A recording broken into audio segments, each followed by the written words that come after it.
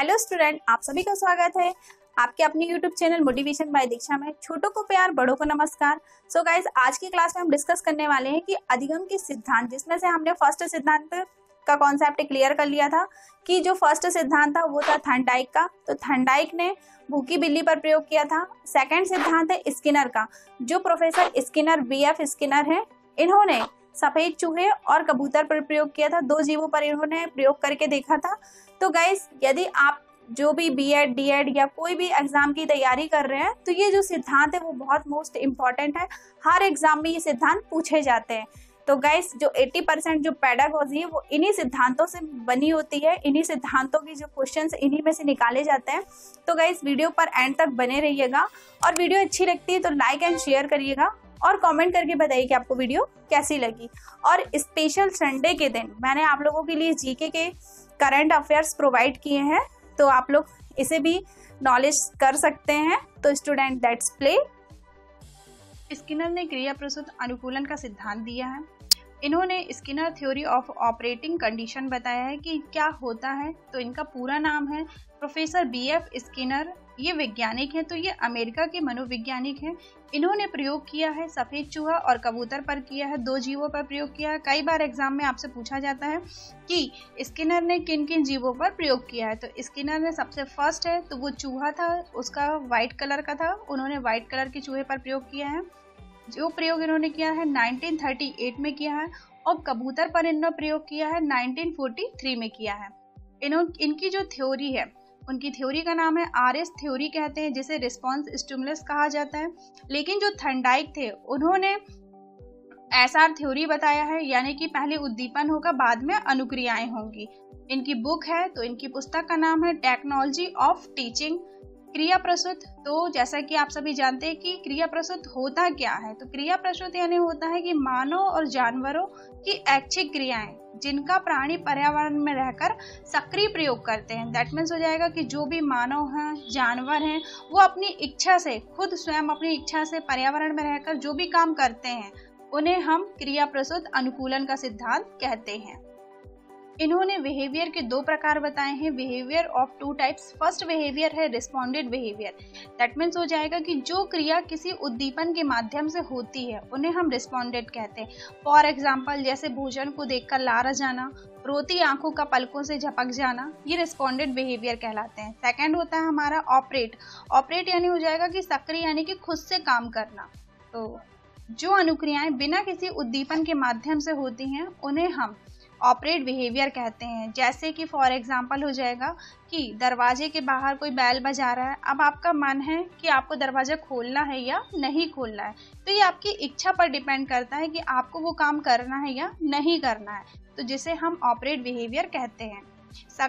Skinner ने operate behaviour को सीखने का ही आधार माना है। जो स्किनर है, मनोवैज्ञानिक है, उन्होंने बताया है कि जो भी मानव हो या प्राणी हो वो खुद से होकर काम करे पहले। यदि खुद से होकर, स्वयं होकर वो काम करेंगे तो ही उन्हें ऑपरेट बिहेवियर माना जाता है। स्किनर का मानना है कि पहले उद्दीपन को प्रस्तुत नहीं करना चाहिए, पहले स्टिमुलस को नहीं प्रस्तुत करना चाहिए। पहले अधिगम कर्ता को, जो भी लर्न कर रहा है, उसे अनुक्रिया रिस्पॉन्स करने देना चाहिए। थर्ड है, यदि अनुक्रिया उसका अच्छा है, ठीक है, तो उसे पुनर्बलन सही देना चाहिए। पुनर्बलन यानी होता है कि किसी भी क्रिया को बार बार दोहराना ही हमारा पुनर्बलन कहलाता है। जो थर्नडाइक है, इन्होंने SR थ्योरी पर प्रयोग किया है। लेकिन जो स्किनर, जो मनोवैज्ञानिक है, इन्होंने क्या किया है कि जो थर्नडाइक की थ्योरी है, SR थ्योरी को इन्होंने गलत साबित कर दिया। इनका मानना था कि पहले RS होगा। RS यानी होगा कि पहले रिस्पॉन्स होगा, उसके बाद स्टिमुलस होगा, उसके बाद उद्दीपन होगा। तो इन्होंने इस तरीके से इसका प्रयोग किया है। जैसे फॉर एग्जाम्पल हम ले लेते हैं कि जैसे आपको कोई एग्जाम क्लियर करना है, तो सबसे पहले आप खुद अनुक्रिया करेंगे, खुद से होके पढ़ेंगे। यदि फिर आपसे कुछ चीज़ नहीं बनेगा तो आप किसी और से पूछेंगे, अपने टीचर से, तो तभी आप क्या कर पाएंगे, पास हो पाएंगे। तो ये होता है इसका सिद्धांत। स्किनर ने अपने प्रयोग में चूहे का प्रयोग किया है, चूहे पर एक्सपेरिमेंट किया है। जैसे कि आप इमेज के माध्यम से देख सकते हैं कि प्रोफेसर BF स्किनर हैं, इन्होंने चूहे पर प्रयोग किया है और इनका एक बॉक्स तैयार किया है जो कि ध्वनि विहीन लीवर वाला पिंजरा था, जिन्हें हम स्किनर बॉक्स के नाम से जान सकते हैं। तो सबसे पहले फर्स्ट में स्किनर ने एक सफेद चूहे को बॉक्स के अंदर बंद करके रख दिया है। जैसे कि आप पिक्चर्स के माध्यम से देख सकते हैं कि बॉक्स के अंदर व्हाइट कलर का चूहा है और यह जो चूहा बहुत ज्यादा उछल कूद कर रहा है, दीवारों तथा फर्शों को सूंघ रहा है। क्योंकि उसे भोजन कैसे प्राप्त हो, तो वो बहुत ज्यादा प्रयत्न कर रहा है, दांतों से काटने की कोशिश कर रहा है। बहुत कोशिश करने के बाद गलती से उसका जो पैर रहता है वो बटन पर दब जाता है, दैट मीन्स लीवर पर दब जाता है, प्रेस हो जाता है, जिससे भोजन के जो कुछ टुकड़े हैं वो उसके बॉक्स के अंदर गिरने लगते हैं और उसे भोजन की प्राप्ति होने लगती है। अब स्किनर ने अवलोकन करके देखा, ऑब्जर्व करके देखा उन्होंने कि फर्स्ट टाइम जो चूहा है उसे बहुत ज़्यादा टाइम लगा, सेकेंड टाइम थोड़ा सा कम टाइम लगा, लेकिन अंत में एक ऐसा समय भी आया कि स्किनर जैसे ही चूहे को बॉक्स के अंदर मतलब अंदर रखता, तो जैसे ही बॉक्स के अंदर वो उन्हें चूहे को अंदर रखते तो चूहा ये चीज सीख चुका था कि उसे भोजन की प्राप्ति कैसे होने वाली है। तो वो उछल कूद ना करके डायरेक्ट क्या करता, लीवर पर प्रेस करता और भोजन के कुछ टुकड़े गिरने लगते, जिससे वो भोजन को खाकर संतोष प्राप्त करता। तो इस तरीके से चूहे ने लीवर को दबाने की जो अनुक्रिया है वो बहुत अच्छे से सीख चुका था। अब बार बार यदि हम प्रैक्टिस करेंगे किसी एक चीज पर तो हम बहुत अच्छे से उस चीजों को लर्न करना सीख जाएंगे। इसी तरीके से चूहे को जितनी बार भी स्किनर ने बॉक्स के अंदर भरा तो वो बहुत अच्छे से ये चीज सीख चुका था कि लीवर को जैसे ही प्रेस करेगा तो भोजन के कुछ टुकड़े बॉक्स के अंदर गिरने लगेंगे। इसे ही अनुक्रिया का सिद्धांत कहा जाता है, इसे ही क्रिया प्रस्तुत अनुक्रिया का सिद्धांत हम कहते हैं। इस प्रकार वो भोजन को खाकर संतोष प्राप्त कर लेता है।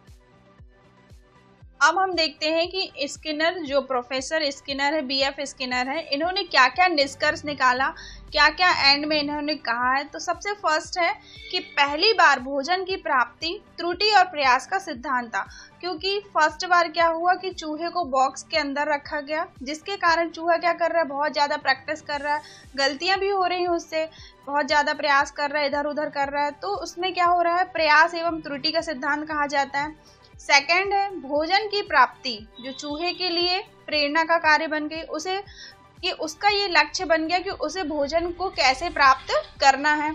थर्ड है लीवर दबने से ही उसे भोजन की प्राप्ति होगी, जैसे ही वो लीवर को प्रेस करेगा तो उसे क्या होगा, भोजन के कुछ टुकड़े मिलने लगेंगे। तो यह अनुक्रिया और पुनर्बलन कहलाने लगी। अनुक्रिया मीन्स हो जाएगा कि रिस्पॉन्स, और पुनर्बलन दैट मीन्स हो जाता है कि बार बार किसी किसी क्रिया को दोहराना ही पुनर्बलन कहलाता है। फिर फोर्थ है बार बार लीवर को दबाने की यह क्रिया, जो बार बार अब वो प्रैक्टिस करेगा तो उसके लिए जो ये प्रोसेस है वो इजी हो गई। नेक्स्ट है प्रत्येक बार लीवर को दबाने से चूहे को पहले की तुलना में कम समय लगने लगा। फर्स्ट टाइम चूहे को बहुत ज़्यादा टाइम लगता था, सेकेंड टाइम थोड़ा सा और कम टाइम लगा, और अंत में एक ऐसा समय आ गया कि चूहे को वो अच्छे से सीख चुका था कि उसे अब उछल कूद नहीं करना है। अब डायरेक्ट वो क्या कर सकता है, लीवर को प्रेस करेगा और भोजन के कुछ टुकड़े जो रहेंगे वो बॉक्स के अंदर गिरने लगेंगे, तो उसे कम समय लगने लगा। तो लीवर को कई बार दबाने की जो क्रिया है वो बहुत अच्छे से सीख चुका था। तो ये होता है हमारा क्रिया प्रस्तुत अनुक्रिया का सिद्धांत। आई होप गाइस आप सभी को अच्छे से समझ में आ गया होगा। तो मिलते हैं फिर हम नेक्स्ट वीडियो पे। कबूतर का जो सिद्धांत है वो मैं आप लोगों को नेक्स्ट वीडियो पर प्रोवाइड करूंगी। तो have a nice day friend, till then thanks for watching, like and subscribe this video. Thank you आप सभी को।